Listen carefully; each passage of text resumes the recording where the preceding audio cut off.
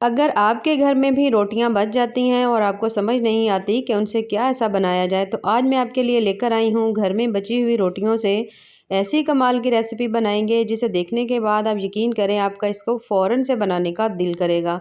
बहुत ज़्यादा मज़ेदार, बहुत ज़्यादा टेस्टी और ऐसी ज़बरदस्ती रेसिपी है कि इसे खाने के बाद आप बाज़ार के बर्गर हों, पिज़्ज़ा हों, सभी भूल जाएंगे और आप इसे ही बनाना पसंद करेंगे। तो चलें जी, अपनी मज़ेदार और ज़बरदस्ती रेसिपी को शुरू करते हैं। बिस्मिल्लाहिर्रहमानिर्रहीम। अस्सलाम वालेकुम। उम्मीद है आप सब ठीक होंगे।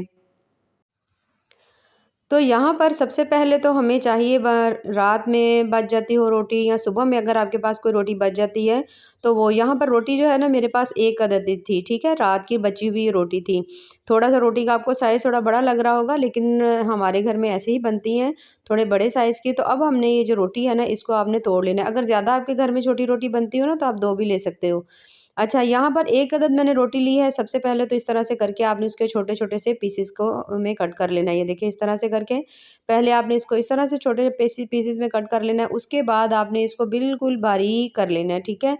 अब बारीक करना हो तो आप हाथ की मदद से भी इसको बारीक कर सकते हैं, नहीं तो आप किसी भी जूसर में डाल लें, ग्राइंडर जार जो होता है उसमें डाल लें, तो तब भी बहुत ज़्यादा ईज़िली जो रोटी है ना बारीक हो जाती है।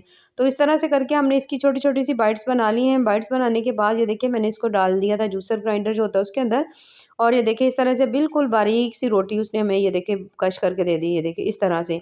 अच्छा, इसको आप कश भी कर सकते हैं, है ना? ठीक है? उससे भी बड़ी बारीक बिल्कुल रोटी हो जाती है। तो जितनी आपकी बारीक रोटी होगी ना उतनी ही आपकी रेसिपी जो है ना वो अच्छी बनेगी, ये देखिए इस तरह से। तो हमने यहाँ पर रोटी जो है उसको हमने अच्छी तरह से ये देखिए सेट करके रख लिया है। अब हमने इसमें डालनी है कुछ सब्जियाँ। सब्जियाँ आम तौर पर आपके घर में जो भी मौजूद हों आप वो ले सकते हैं। ज़रूरी नहीं कि जो मैं यहाँ डाल रही हूँ आपने वही डालनी हो।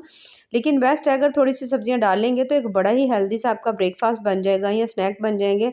तो आप बच्चों को आराम से लंच बॉक्स में भी दे सकते हैं। इतनी मज़े की रेसिपी है कि आप यकीन करें बच्चे आपसे ये डेली फ़रमाइश करके बनवाएँगे। तो यहाँ पर मैंने इसमें ले ली थी, सबसे पहले तो 1 अदद मैंने ले ली है इसमें शिमला मिर्च, उसके साथ ही मैं इसमें ऐड कर रही हूँ 1 अदद टमाटर बिल्कुल बारीक सा काटेंगे। और अगर हो सके तो आप इसके थोड़े से स्लाइसेस भी कर लें क्योंकि उससे थोड़ा-सा इसको ना डेकोरेट करने में ज़्यादा प्यारा लगेगा। तो इस तरह से करते हुए बिल्कुल बारीक-बारीक सा काट लेंगे। मैंने 1 अदद टमाटर काट लिया। अब 1 अदद हमने इसमें डाल दी शिमला मिर्च, ठीक है? 1 अदद हमने इसमें डाल दिया टमाटर, और यहाँ पर एक मेरे पास खीरा पड़ा हुआ था तो मैंने खीरा डाल लिया। अगर आपको खीरा नहीं पसंद ना, तो आप इसकी जगह कोई आपके पास बंद गोभी पड़ी हो ना तो आप वो भी थोड़ी-सी डाल सकते हैं। वो नहीं है तो आप घर में आलू होंगे तो आप उनको भी अच्छी तरह से छील लें, उनको आप बिल्कुल बारीक सा कश कर लें, वो भी आप इसमें डाल सकते हैं। यानी आपकी मर्ज़ी है, जो दिल करे आपके पास घर में जो सब्जियाँ मौजूद हो ना, तो वो आप इसमें डाल सकते हैं। क्योंकि इसके अंदर हमने जितनी भी चीज़ें डाली हैं ना, वो आम तौर पर सभी के घरों में मौजूद होती हैं। कुछ भी आपको इसमें बाहर से लाने की ज़रूरत नहीं है, ना ही ये बहुत ज़्यादा महँगी रेसिपी है। तो बिल्कुल एक छोटा-सा बिल्कुल प्याज़ उसको मैंने बारीक से चॉप कर लिया है, उसके साथ थोड़ा-सा धनिया ले लिया है। अब इन तमाम चीज़ों को हमने जब काट लेना है, तो फिर आपने ले लेना है 1 अदद बोल, और बोल में मैं डाल रही हूँ 2 अदद अंडे, ठीक है? ये ब्रेकफ़ास्ट हम बना रहे हैं, तो अंडे जो हैं वो उसमें ब्रेकफ़ास्ट में बेहद ज़रूरी हैं, तो फिर मैंने इसमें डाल दिए 2 अदद अंडे। अंडे डालने के बाद अब आपने इनको अच्छी तरह से ना बीट कर लेना है, ठीक है? अच्छी तरह बीट करेंगे, जितना आप इसको अच्छी तरह बीट करेंगे उतनी आपकी रेसिपी अच्छी बनेगी। आगे चल के जो हम इसके पराठे बनाएँगे ना, तो आज हम बना रहे हैं पैनकेक पराठा, तो जितने अच्छे आप इसको बीट कर लेंगे ना, आपके पैनकेक पराठा उतने अच्छे बनेंगे, ठीक है? क्योंकि ये अच्छी तरह उसको बाइंड कर लेगा। तो जब आप देखें कि आपने अंडे जो हैं अच्छी तरह से बीट कर लिए हैं, तो फिर हमने इसके अंदर डाल देना है थोड़ा-सा नमक। नमक जो है टेस्ट के हिसाब से भी डाल लें, वैसे मैंने इसमें आधा चम्मच इसमें मैंने नमक डाल दिया है। मैं बच्चों के लिए बना रही हूँ, तो मैं इसके अंदर लाल मिर्च का यूज़ नहीं कर रही। अगर आप अपने लिए बना रहे हैं, तो ज़रूर डाल लीजिएगा। मैंने इसमें डाल दी है आधा चम्मच तकरीबन काली मिर्च, थोड़ा-सा बिल्कुल ज़ीरा, थोड़ा-सा ये सूखा धनिया मैंने इसमें डाल दिया। खुशबू के लिए मैंने इसमें ऐड कर दी थोड़ी-सी कसूरी मेथी। इसे डालने के बाद दोबारा से तमाम चीज़ों को अच्छी तरह से मिक्स कर लेंगे, दोबारा से अच्छी तरह बीट कर लेंगे, तमाम मसाले जो है इसके अंदर अच्छी तरह मिक्स हो जाएँ। जब अच्छी तरह से इसको आप बीट कर लें, तो फिर जो हमने रोटियाँ बिल्कुल बारीक सी ये देखिए इस तरह से बना कर रखी हुई थी ना, 1 अदद रोटी थी, तो ये जो है ना ये आपने इसके अंदर डाल देनी है। अच्छा, ये 1 अदद मेरे पास रोटी थी ना, इससे हम 3 रोटियाँ बनाएँगे, इतनी लाजवाब ये रेसिपी बनेगी। अच्छा, रोटी हमने इसमें डाल दी। अब हमने जो सब्जियाँ काट के रखी हुई थी ना, शिमला मिर्च थी वो मैंने इसमें डाल दी है। उसके बाद हम इसमें डाल देंगे 1 अदद टमाटर मैंने इसमें डाल दिया है। खीरा जो हमने काट कर रखा हुआ था वो मैंने इसमें डाल दिया है। इसे डालने के बाद अब हमने इसमें डाल देना है छोटा-सा जो प्याज़ हमने चॉप किया हुआ था ना, बिल्कुल बारीक सा काटा हुआ था, वो भी मैंने इसके अंदर डाल दिया है। थोड़ा-सा अब इसमें हम ऐड कर देंगे सब्ज़ धनिया, सब्ज़ धनिया डालने के बाद अब आपने इन तमाम चीज़ों को ऐसे ही मिक्स करना है, ठीक है। कुछ भी इसमें अब आपने ऐड नहीं करना, जो भी ऐड करना होगा वो हम बाद में ऐड करेंगे। पहले आपने इन तमाम चीज़ों को अच्छी तरह मिक्स कर लेना है। तो इन तमाम चीज़ों को जब आप अच्छी तरह से मिक्स कर लेंगे तो फिर हमने इसको चेक कर लेना है कि अब हमें इसके अंदर ऐसा हम क्या ऐड करेंगे कि इसकी बाइंडिंग अच्छी तरह से हो जाए और इसके पराठे जो है ना वो अच्छी तरह से बन जाएँ, क्योंकि ऐसे तो इसके पराठे बिल्कुल भी नहीं बनेंगे। तो इसकी बाइंडिंग करने के लिए मैं इसमें डाल रही हूँ आधा कप मैदे का, ठीक है। आधा कप मैदा अगर आप चम्मच से मेजर करेंगे तो ये 4 चम्मच मैदा होगा। 4 चम्मच आपने इसमें मैदा डाल देना है। मैदा डालने के बाद दोबारा से आपने इसको बगैर पानी या दूध डाले आपने इसको अच्छी तरह से इस तरह करके आपने इसको मिक्स कर लेना है। अच्छी तरह जब आप मिक्स कर लें तो फिर हमने इसमें ले लेना है आधा कप ही मैं यहाँ पर मैंने लिया है दूध। तो दूध जो है वो एकदम से मैं नहीं डाल रही, थोड़ा-थोड़ा सा करके मैं इसके अंदर डालूँगी। साथ-साथ इस तरह से करके इसको मिक्स करते जाएँगे ताकि हमें पता चलता रहे कि हमें दूध जो है वो कितना इसमें चाहिए। अच्छा, थोड़ा-थोड़ा इसमें आप ऐड करते जाएँ, इसको मिक्स करते जाएँ, क्योंकि सभी की साइज़ रोटी का फ़र्क होता है। तो जितनी मेरे पास रोटी थी 1 अदद, उसके हिसाब से मैं दूध डाल रही हूँ। तो आप जब बनाएँ तो थोड़ा-थोड़ा साथ ऐड करते जाएँ, मिलाते जाएँ और बैटर की कंसिस्टेंसी चेक करते जाएँ कि कितना आपको इसमें दूध डालना है। अगर दूध ना हो तो आप इसमें ईज़िली पानी भी डाल लें, कोई मसला नहीं है। ठीक है, अब हमने जो बाकी बचा हुआ दूध था ना, वो भी मैंने इसमें डाल दिया। डालकर मैंने इसको अच्छी तरह मिक्स कर लिया। अभी हमारा बैटर जो है थोड़ा थिक है, तो इसके अंदर 2 से 3 चम्मच और मैंने दूध डाल दिया है और दोबारा से मैंने इसको अच्छी तरह से आपने मिक्स कर लेना है। तमाम चीज़ों को आपने अच्छी तरह मिक्स करना है। एक दफ़ा थोड़ा-सा अच्छी तरह इसको बीट कर लें, इस तरह से करके तमाम चीज़ें अच्छी तरह मिक्स हो जाएँ और पकने में भी इसको आसानी होता है कि जैसे जितना अच्छा बीट होगा ना, उतनी अच्छी तरह से ये कंबाइन हो जाएगा। अब हमने इसको मिक्स कर लिया है, मिक्स करके कम से कम भी आपने इसको 10 मिनट के लिए छोड़ देना है, ठीक है? 10 मिनट के बाद आपने बिल्कुल थोड़ा-सा ये देखिए, थोड़ा-सा बिल्कुल मैंने ले लिया मीठा सोडा, ये हम इसके अंदर डालेंगे। डालने के बाद आपने इसको अच्छी तरह से मिक्स कर लेना है और इससे ये होगा कि आपके जो पराठे हैं ना, वो तो बड़े ही फूले-फूले से बनेंगे, बड़े ही फ्लफ़ी से बनेंगे, नरम से बनेंगे, बिल्कुल ना मुँह में घुल जाने वाले। तमाम चीज़ों को आपने अच्छी तरह मिक्स कर लें एक दफ़ा फिर से और इसके बाद अब हम अपने पराठे जो है ना, उनको बनाना हम स्टार्ट कर लेते हैं।